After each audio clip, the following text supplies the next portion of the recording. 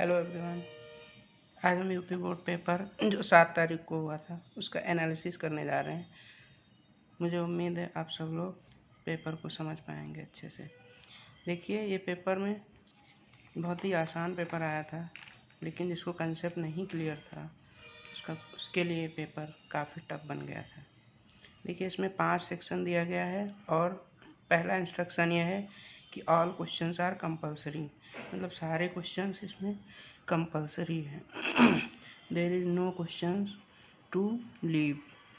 So there are five section. Section A, section B, section C, section D, section E. जो section A है उसके सारे questions objective type है, multiple choice question 1 marks. Section B short answer type question and also this carries 1 mark. Section C short answer type question with 2 marks. Section D short answer with 3 marks each question. Section E is long answer type and it carries each question 5 marks. The symbol used in the question paper have usual meaning. Whatever is the symbol, it has usual meaning. Okay, so let me tell you what the section A first question was. Section A first question, इसमें लिखा हुआ है बराबर द्रव्यमान के गोलों ए और B को क्रमशः +q -q आवेश दिया गया है। यदि आवेश के पश्चात इनके द्रव्यमान क्रमशः ma और mb हैं तो ma और mb में रिलेशन बताइए, यानी संबंध बताइए। इसका एक्सप्लेनेशन सिंपल सा तरीका लॉजिक है मेरे पास, जो मैं इसमें बता रहा हूँ। देखिए, यहाँ पे जो मास ऑफ प्रोटॉन होता है, जो पॉजिटिव चार्ज का होता है, उसका कितना है 1.67 × 10⁻27 kilogram. Mass of electron 9.1 × 10⁻31 kg. Suppose ball A which carries positive charge and ball B which carries negative charge. So the mass of electron carries negative charge, and electron carries negative charge and proton carries positive charge. So ultimately electron is less heavier as compared to proton. So ultimately when you see the overall mass of proton is nearly 1833 times heavier than B. That means इन चारों options में fourth option आपका correct होगा, क्योंकि mass of A which is positive charge is far far far far greater than mass of B. So option 4 is the correct option. Now second question ये कह रहा है प्रकाश किरण सघन माध्यम से विरल माध्यम में गमन कर रही है। आपतन कोण क्रांतिक कोण के बराबर है। अपवर्तन कोण का मान क्या होगा? यानी आपतन कोण, दैट मीन्स आपतन कोण और क्रांतिक कोण। यहाँ पे देखिए क्रांतिक कोण है क्रिटिकल एंगल थीटा आई, और इंसिडेंट एंगल दैट इज आपतन कोण। यहाँ पे देखिए जो थीटा आई है, अगर क्रिटिकल एंगल से ज़्यादा है तो टोटल इंटरनल रिफ्लेक्शन होगा। That means all the ray will come back to its second medium. That means when the ray is traveling from denser to rarer medium, the ray will have TIR if the critical angle is less than incident angle. That means first condition will be for TIR. Second condition, when critical angle is equal to incident angle, आपतन कोण क्रांतिक कोण के बराबर होगा, तब वो रे दूसरे मीडियम में ना जाके वो ग्रेज करेगा ग्राउंड पे, तो वहाँ पे एंगल कितना बनेगा 90 डिग्री. इसके लिए सेकेंड ऑप्शन आपका करेक्ट ऑप्शन है. Now third question is hydrogen परमाणु के वर्णक्रम में पश्चात पाश्चन श्रेणी की वर्ण रेखाओं का न्यूनतम तरंग दैर्घ्य होगा. देखिए, पाश्चन श्रेणी का जो हमारा जो पाश्चन श्रेणी का जो हमारा N1 है वो 3 से स्टार्ट, N1 है 3 है, जो N2 है वो 4, 5, 6 राइट अप टू इन्फिनिटी तक जाएगा.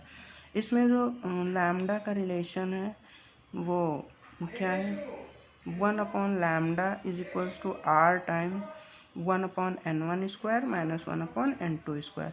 अब यहाँ पे क्या करना है, अगर लैम्डा मिनिमम निकालना है तो हमें क्या करना पड़ेगा, n2 का मान सबसे ज़्यादा रखना पड़ेगा, जिसका मान मैक्सिमम कितना रख सकता हूँ मैं, इनफाइनाइट रख सकता हूँ। तो जब भी 1/इनफाइनाइट होगा तो इसका ओवरऑल मान 0 हो जाएगा, मतलब ये सेकेंड टर्म का मान क्या हो जाएगा, 0 हो जाएगा। तो यहाँ पे हमने 0 कर दिया है, तो यहाँ पे 1/λ=r/9 आ जाएगा। अब तुमको निकालना है, चूँकि लैम्डा मीन तो इसको पलट दो 9/r। ये कौन सा ऑप्शन में वैलिड है, 9/r, that is first option is the correct option. Now fourth question is, किसी धातु का कार्यफलन 4 इलेक्ट्रॉन वोल्ट है। शून्य गतिज ऊर्जा के प्रकाश इलेक्ट्रॉनों के उत्सर्जन हेतु आवश्यक विकिरण का तरंग दैर्घ्य क्या होगा। इसका रिलेशन मैं बताता हूँ।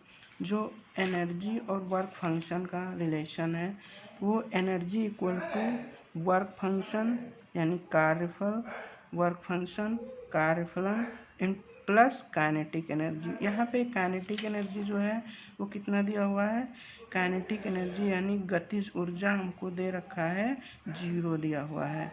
इसमें गतिज ऊर्जा कितना दिया हुआ है, 0 दिया हुआ है, शून्य गतिज ऊर्जा, ये देखिए। तो काइनेटिक एनर्जी इसमें हमने क्या कर दिया, 0 कर दिया। अब यहाँ पे क्या करना है, वर्क फंक्शन का मान दिया हुआ है 4 इलेक्ट्रॉन वोल्ट।